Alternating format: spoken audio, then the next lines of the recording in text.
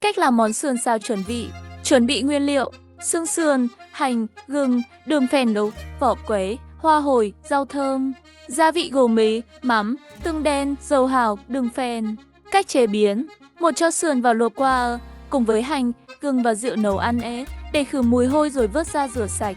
Đun dầu nóng cho đường phèn vào đảo đều đường tan thì đổ sườn vào đảo đều tay.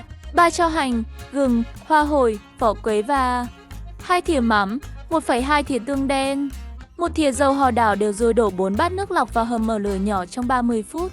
Đến khi nước sốt gần cạn thì mở to lửa để nước sốt sệt lại. Rắc lên chút vừng trắng rồi cho ra đĩa. Vậy là món sườn xào thơm ngon của chúng ta đã xong. Chúc các bạn thành công. Các bạn thấy video của mình hay, hãy cho mình một đăng ký kênh, like cho mình nhé. Cảm ơn các bạn.